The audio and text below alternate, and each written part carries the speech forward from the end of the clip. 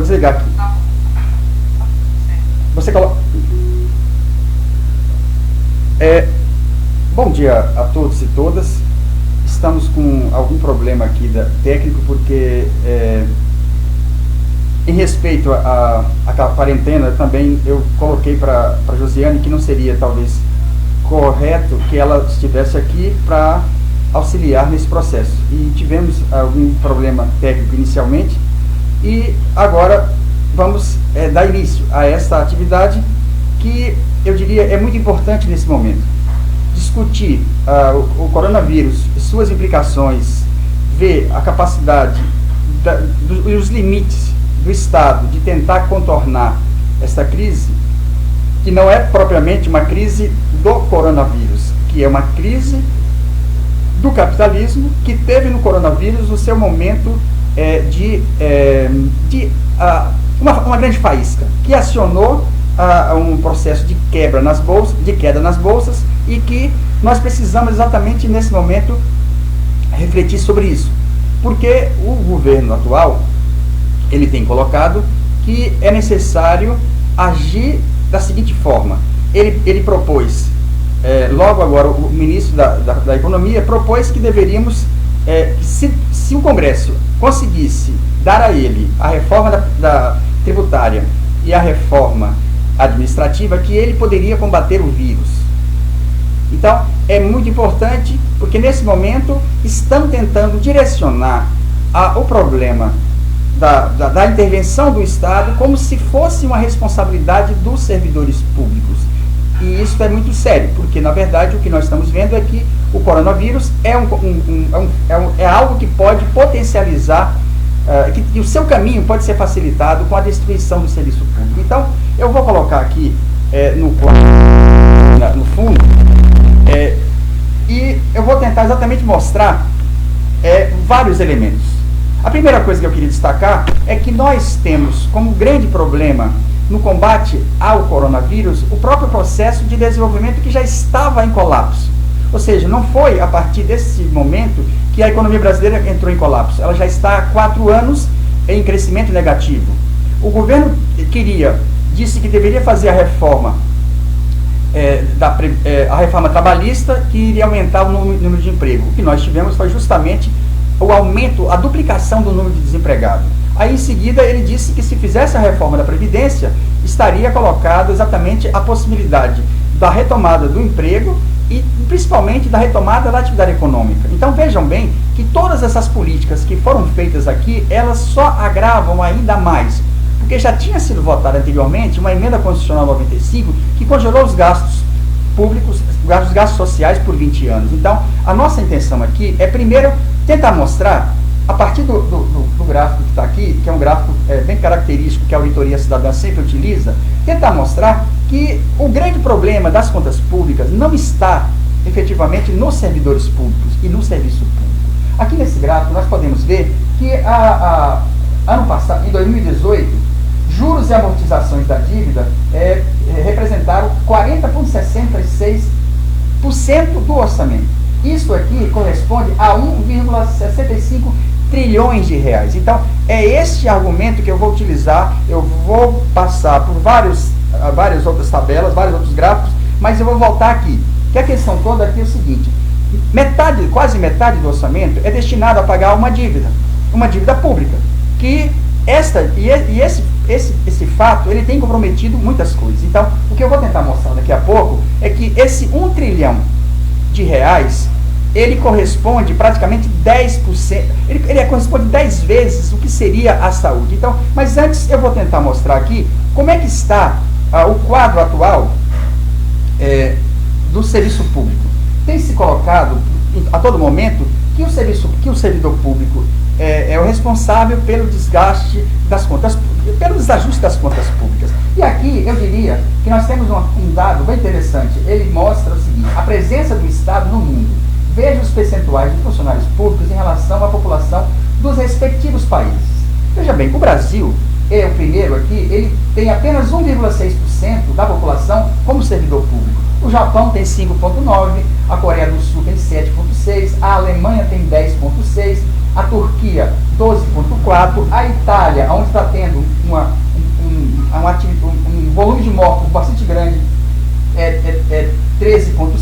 Estados Unidos, 15,7%, Reino Unido, 16,4%, Grécia, 18% da população, Canadá, 18%, França, 21%, Finlândia, 24%, Suécia, 28%, Dinamarca, 29% e Noruega, 30%. É o volume da população que está no serviço público. E aí eu queria uma coisa bem interessante. Aonde é que estaria mais dificultado os caminhos do coronavírus? Nos estados, nos países em que se fez as políticas neoliberais mais terríveis, e o Brasil é o exemplo, porque nós chegamos a congelar por 20 anos os gastos sociais, ou seja, os interesses financeiros dos rentistas, os interesses dos banqueiros foi constitucionalizado. Então eu diria que esses países que têm uma máquina pública mais eficaz, serviços públicos de melhor qualidade, certamente eles têm uma capacidade maior. É claro que se fizer o que a Itália fez, de subestimar as possibilidades do vírus e da sua propagação, e mesmo nos Estados Unidos, que tem 15% de servidores públicos, isso não perderia a eficácia. Porque nesse momento o que nós temos que fazer é justamente seguir o que a Organização Mundial da Saúde está estabelecendo, de que há necessidade do isolamento social, porque ele é o elemento fundamental para a propagação.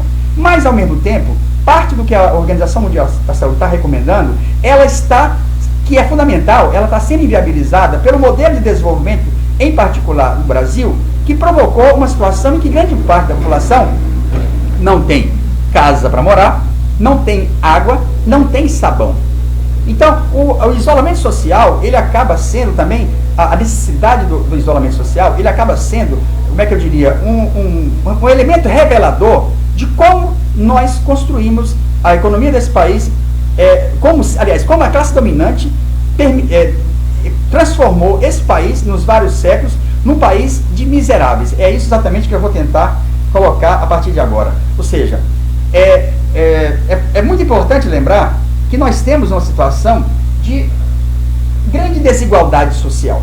Essa desigualdade social é justamente aquilo que vai ser necessário a intervenção do Estado. E aqui não cabe apenas ao Estado tentar contornar, porque esses 1 trilhão da dívida pública, feita a suspensão dos pagamentos e construída a auditoria, ele poderia ser utilizado, mas o problema da população e da pobreza da população não deriva apenas dessa destinação de parte do fundo público para os banqueiros em particular. Depende também do modelo de desenvolvimento que nós temos, que levou ao fortalecimento do latifúndio, da monocultura, que levou a um país ter basicamente um modelo agroexportador que excluiu grande parte da população. A população brasileira, até os anos 60, 70% estava no campo.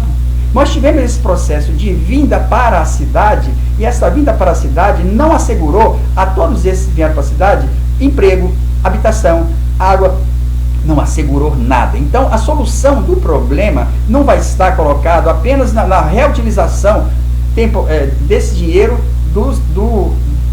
da dívida pública. É necessário também se repensar o modelo de desenvolvimento que mostrou o seu limite. Então, aqui nós temos exatamente isso. A concentração. Eu tenho aqui mais dados, bem mais interessantes. Olha só. Nós temos aqui a renda mensal das famílias. 46% das famílias ganham até R$ 1,35. Mais 20% ganha um salário mínimo de R$ 1.356 a R$ 2.000. E 16% ganha de R$ 2.000 a R$ 3.400. E somente 9% ganha de R$ 3.000 a R$ 6.800. 4% ganha de R$ 6.000 a R$ 13.000 e apenas 1% da população ganha de 13, ou das famílias ganha de 13.000 a 33, de 13.000 a 33.000. E eu queria só lembrar uma coisa muito importante aqui. Porque a Constituição brasileira estabelece, no artigo 7º, parágrafo 4º, se não me engano, que o salário mínimo deve ser suficiente para se adquirir todos os itens que estão lá na Constituição, ou seja, habitação, moradia, lazer. E nós sabemos que esse salário mínimo que a Constituição estabelece, como aquele que garantiria a uma família de um casal e 2 filhos, hoje seria de R$ 4.400. Pois bem, aproximadamente 85% da população ganham abaixo do que seria o salário mínimo necessário, que na verdade define a linha da pobreza cheia, que na verdade define a superexploração. Então é este um componente que não vai ser resolvido agora com qualquer medida. Por quê? Porque nós temos um modelo de desenvolvimento que construiu isso. E isso aqui não é uma coisa que não tenha sido alertada. Nós temos um importante teórico que dizia exatamente numa lei chamada Lei Geral da Acumulação Capitalista, que o capitalismo tenderia a produzir cada vez mais, de um lado, a pobreza, o desemprego, o proletariado, do outro lado, a burguesia, concentrado capital, com mais composição orgânica e com mais capital inativo e com mais incidência da propagação da crise. Então, o que nós temos aqui é a comprovação de uma lei que já estabelecia que o capitalismo tende, na sua trajetória, produzir pobres e ricos. Só que no Brasil nós temos um agravante, porque no Brasil nós temos a maior desigualdade do planeta. Aqui nós temos uma situação em que o coronavírus tem um caminho aberto quando ele encontra uma grande parte da população que não tem a mínima condição sequer de ter acesso ao sabão, à água e uma habitação. Essa outra figura aqui, ela trata exatamente da desigualdade. De um lado nós temos aqui Paraisópolis, onde está grande parte da população que saiu do campo, que não conseguiu ter acesso à educação, que não teve acesso a nenhum serviço público, que não conseguiu ter um emprego. Que do outro lado nós temos exatamente o quê? Aqueles que compõem o segmento de os que ficam com a riqueza do país. E o que nós temos aqui é exatamente esse conflito. É bom alertar que a primeira pessoa que morreu no Brasil com coronavírus foi uma trabalhadora de 63 anos que não conseguiu se aposentar porque só tinha 10 anos de contribuição. Ela morava no interior e foi para a casa da pessoa que contratava ela, que tinha acabado de chegar da Itália, que tinha contraído o vírus e que em seguida ela foi para casa, ela acabou morrendo e acho que, se não me engano, até agora 4 familiares dela acabaram também falecendo. Ou seja, aqui nós podemos ver a desigualdade de renda como sendo um facilitador de possibilitar, talvez, uma situação muito mais delicada ao enfrentamento do coronavírus. Porque uma coisa é enfrentar o coronavírus num país que tem esgoto, num país que tem minimamente habitação, num país que as pessoas têm a mínima alimentação. Nós estamos numa situação muito mais grave. Então, aqui tem outra coisa que é muito importante. O déficit habitacional que nós temos no Brasil é de 6,3 milhões de moradias. Ou seja, a solução para enfrentar efetivamente o coronavírus está também no sentido de repensar toda a política, toda a ausência de política habitacional. Nós temos uma imensidão de população desempregada, de um monte de trabalhadores que deveriam estar produzindo essas casas e, no entanto, eles estão morando em locais extremamente precários, comprometendo a sua renda. Então, era necessário aqui se discutir destes R$1 trilhão que seria usado para pagar o juro da dívida. Nós poderíamos pensar aqui uma política de habitação popular com base na população e não com base nas empreiteiras. Aqui nós teríamos os espaços urbanos que estão sem utilização, eles deveriam ser utilizados para impulsionar esse processo. Aqui nós não teríamos só a busca de uma habitação, aqui nós teríamos também a busca de emprego, porque todos esses trabalhadores, pedreiros, serventes, todos que estão desempregados, eles estariam agora procurando também trabalhar para produzir essa habitação, que também poderia ser sua. Então, a política habitacional que poderia ser utilizada, veja bem, eu vou colocar aqui como se pudesse, se é R$1 trilhão, vamos pegar então 100 trilhões, se é R$1 trilhão, 100 bilhões, por exemplo, poderia ser muito menos ou mais, não sei, mas com 100 bilhões era possível se refazer toda a política habitacional, era possível se pensar uma política para que a população pobre pudesse ter acesso a o quê? Ter acesso a uma casa, ter acesso à água, ter acesso à segurança, ter acesso à mínima condição sanitária que ele não tem. Então, 6,3 bilhões de moradias significa exatamente que o modelo de desenvolvimento não contribuiu em nada para que esse segmento pudesse ter acesso. Todos aqueles que saíram do campo, expulsos pelo latifúndio, expulsos por tudo que aconteceu, ele também chegou na cidade, ele foi expulso das habitações, porque ele acabou ficando à margem de tudo isso. Aqui à frente nós temos uma outra coisa, que é uma charge que mostra, de um lado, o hospital particular, do outro lado o hospital público. E no meio, acho que eles estão dizendo assim, acho que o problema é mais grave. E é isso aqui que é muito importante.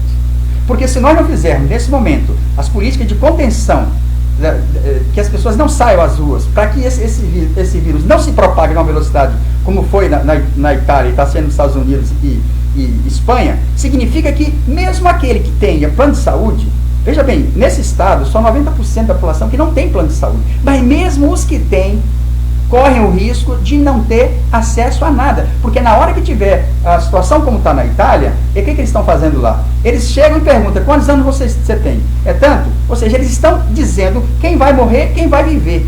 E não perguntam se você tem plano de saúde ou nada. Então, esta é a hora em que nós devemos pensar, nós não tínhamos R$1 trilhão para pagar juros, já gastamos 100 bilhões para fazer, ou para amenizar a situação habitacional. Pois bem, o orçamento da saúde federal é em torno de 100 bilhões. Nós podíamos duplicar a destinação desse dinheiro que estava sendo usado para pagar a dívida pública, que a sua maioria é ilegal, nós podíamos duplicar todos os investimentos em saúde. O que isso significaria? Significaria concurso público, significaria emprego, significaria geração de renda, significaria também o abandono de parte da população dos planos de saúde, que estão totalmente esgotados. É só você ir em qualquer hospital privado que você vai ver que a fila, hoje, em muitas situações, é maior, o tempo de atendimento às vezes demora mais do que uma UPA. Então, 100 bilhões nós podíamos usar para investir e duplicar o investimento em saúde. Mas lembro,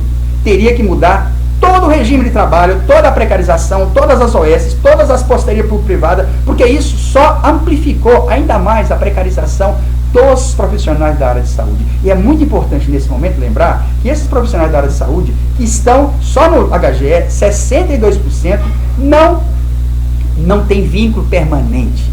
São profissionais que estão trabalhando nas formas mais precarizadas. E agora, com essa pandemia, eles estão sendo chamados a trabalhar ainda mais. Então, nessa hora que nós temos que dizer que nós queremos que médico, enfermeiro, todos os profissionais da área de saúde, tal como os demais trabalhadores, devem ter de volta seus direitos. Então não basta 100 bilhões. É necessário também recompor todos os direitos e todas as relações, as condições de trabalho que foram abandonadas.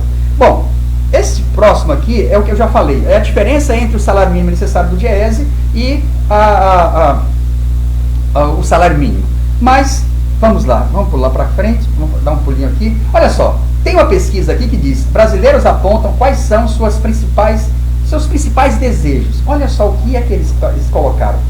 Casa própria, 36% dos brasileiros disseram que querem casa própria. Educação, 32%. Olha só, 32% colocaram a educação como prioridade. Olha só, hoje você gasta mais ou menos 110 bilhões, acho que até menos, porque agora teve corte, com a educação federal. Olha, lembra que tinha 1 trilhão para pagar a dívida pública, nós já gastamos 200. Vamos pegar mais 100 para investir em educação? O que nós poderíamos fazer? Se você fosse investir maciçamente em educação, você geraria muito mais emprego, seria muito mais institutos federais, seria reajuste de salário, seria o quê? Aquilo que é necessário para movimentar a economia. Porque esse governo esqueceu de que os consumidores, na verdade, são aqueles que trabalham. E aqueles que trabalham consomem porque têm direitos. Então, para a educação, nós podíamos duplicar. É claro que isso aí teria problema.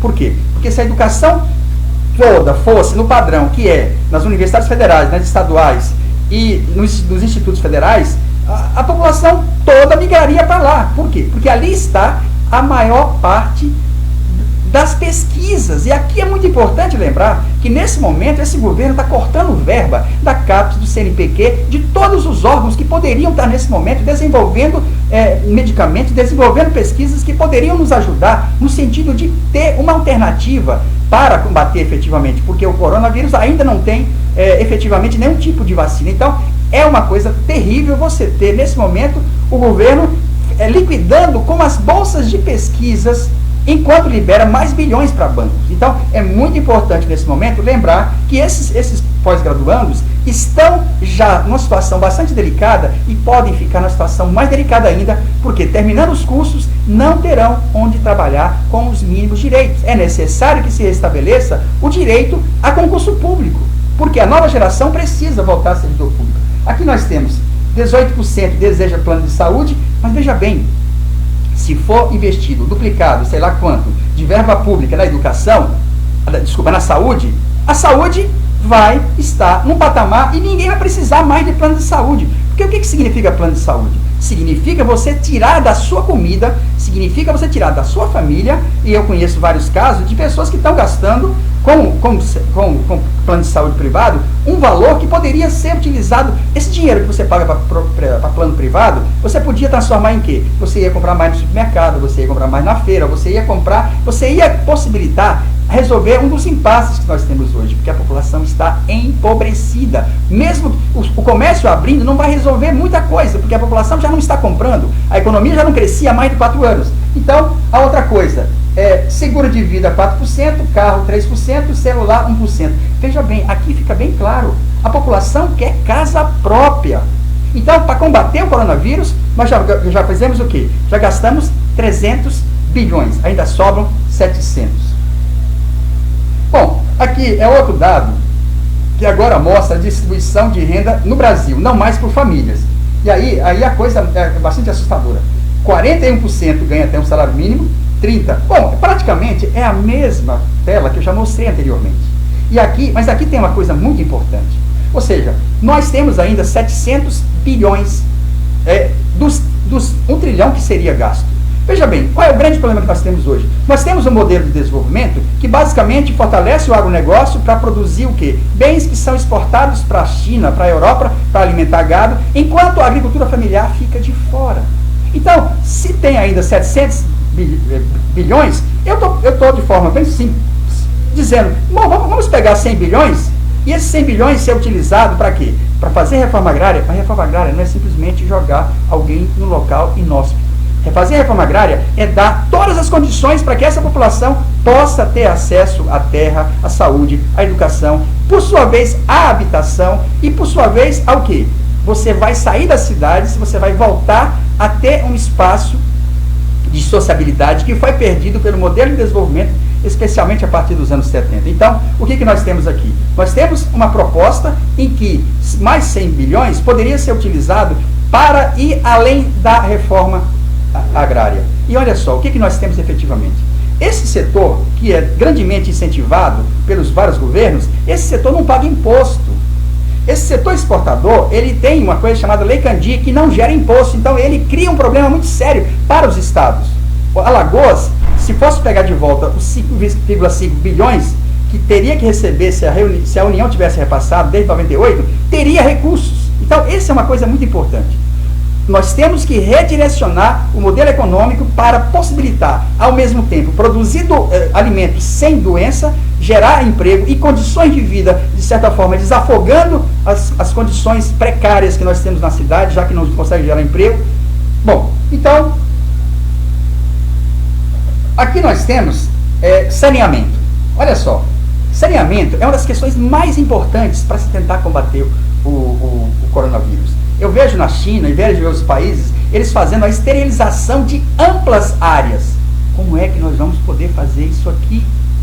Aonde não existe asfalto, não tem esgoto, não tem nada. Então, esse esgoto, para você ter uma ideia, a região norte, 82% da população não tem, o nordeste 58%, centro-oeste 49%, sudeste 13% e sul 13%. Então, tudo bem, nós ainda temos 700 bilhões. Vamos pegar mais 100 bilhões para fazer um programa de expansão, não só de saneamento, mas tratamento de água. Porque hoje nós estamos consumindo nas águas dos principais rios brasileiros, nós estamos consumindo 27 tipos de agrotóxicos.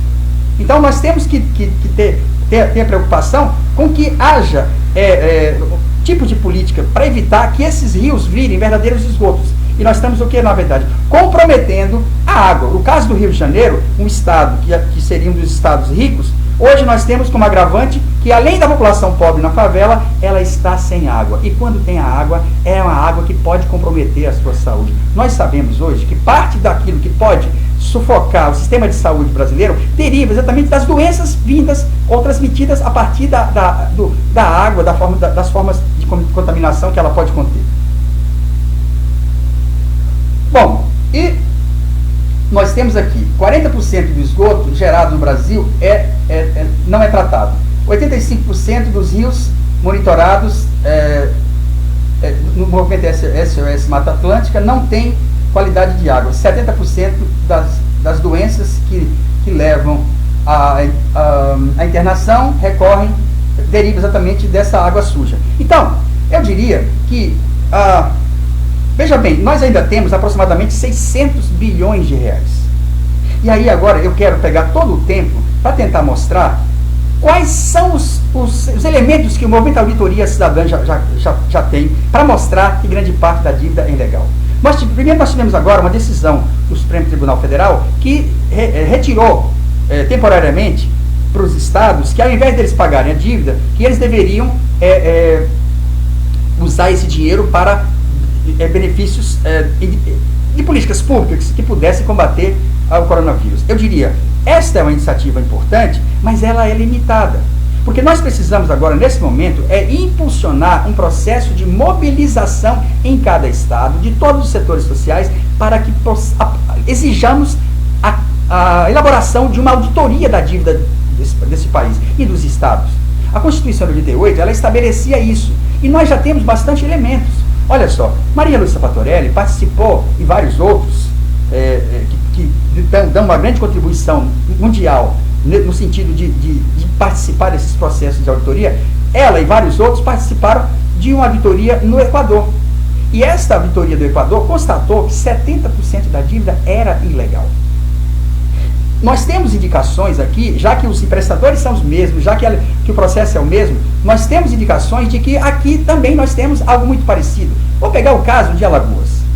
Grande parte da dívida pública de Alagoas, que hoje absorve em torno de 700 milhões por ano, deriva do antigo Produban, deriva dos precatórios judiciais, deriva do uso indevido que aqueles poderosos, naquele momento, fizeram empréstimos no Produban, não pagaram, o Tesouro Nacional pegou esse dinheiro e cobriu, e hoje eu diria, eu acabei de pegar dados da Secretaria do Tesouro Nacional, em que aproximadamente 6 bilhões da dívida de Alagoas deriva do Produban. Então é necessário voltarmos àquela CPI do Produban, que mostrou quem eram os principais responsáveis.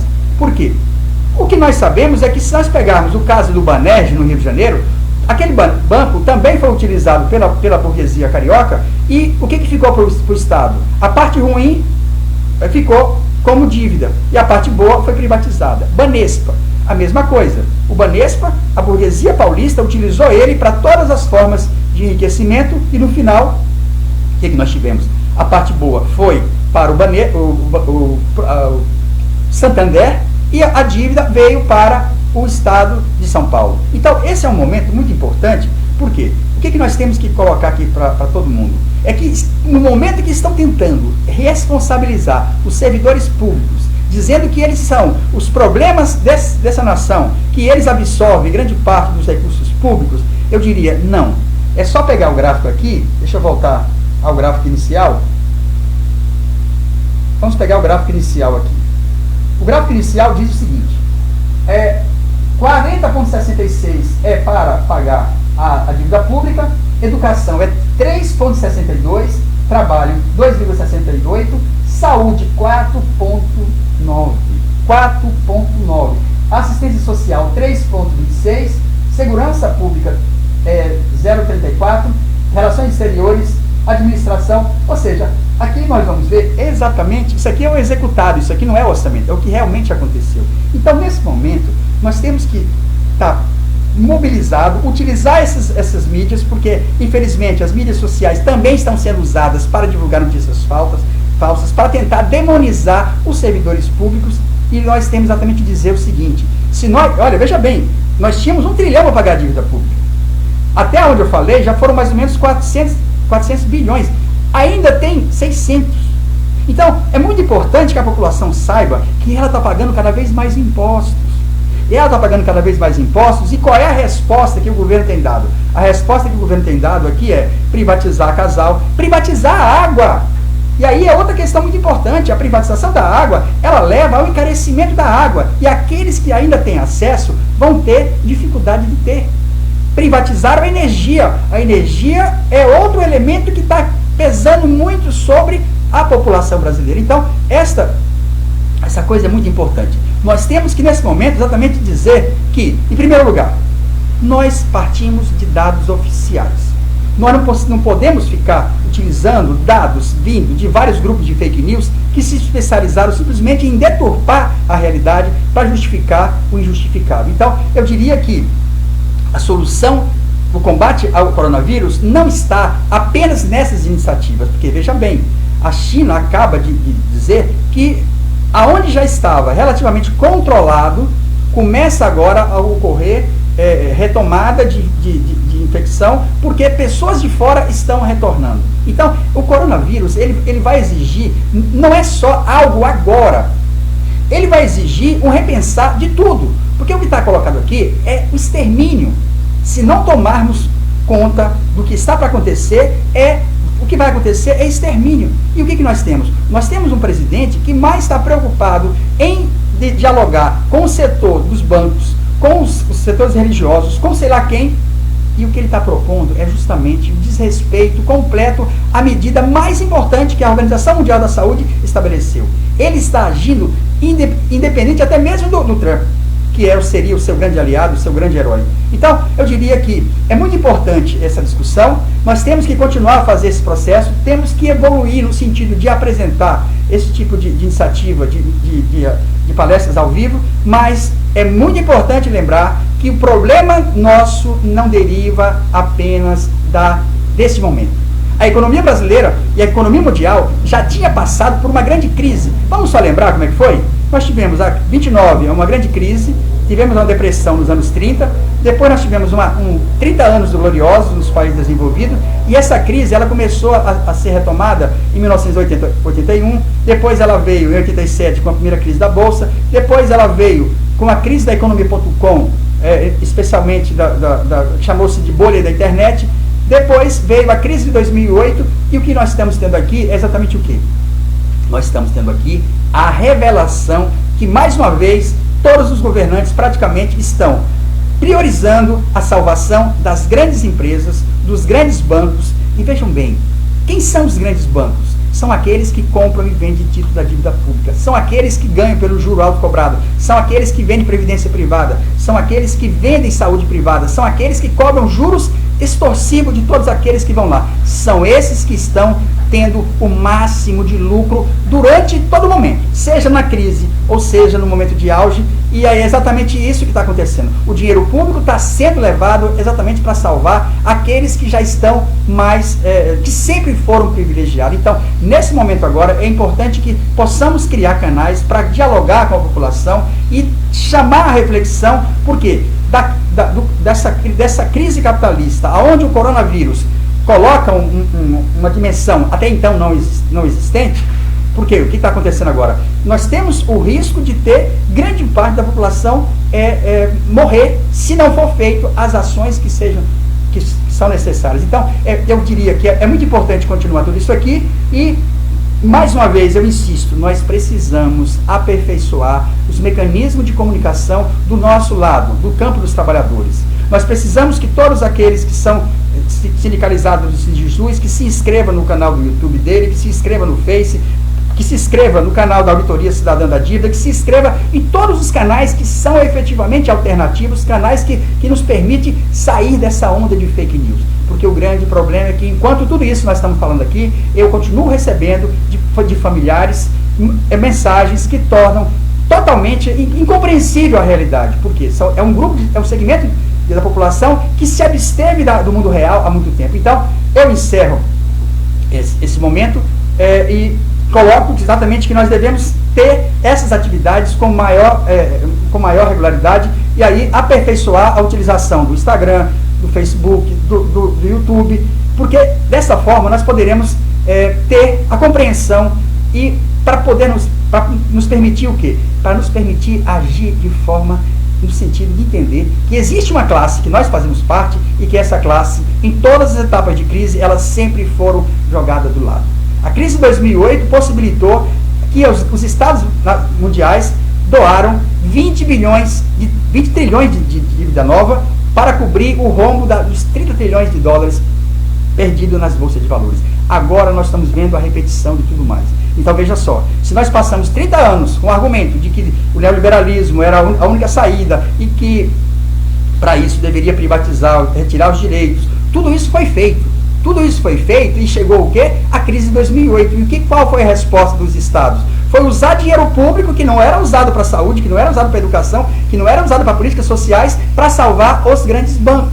Pois bem, essa intervenção do Estado exigiu o quê? As privatizações, a retirada de mais direitos dos trabalhadores, a privatização da saúde, e agora nós chegamos ao momento em que o neoliberalismo, que já tinha entrado em colapso em 2008, que foi temporariamente contornado com dinheiro público de mais de 20 trilhões de dólares, agora nós corremos o risco de ter uma nova avalanche de dinheiro público para salvar os grandes empreendedores, quando se questiona se não poderia contribuir com aquela população que está desempregada, que está desamparada, com um volume de dinheiro que permitisse eles sobreviver biologicamente. Então, eu encerro por aqui e agradeço mais uma vez o espaço do Sindijus, e agora eu vou pegar isso aqui, vou colocar no meu canal, porque nós precisamos exatamente aperfeiçoar esse processo e sempre lembrar, nós temos que procurar encontrar uma saída, e essa saída só poderá ser obtida se nós primeiro nos perguntarmos que classe nós fazemos parte.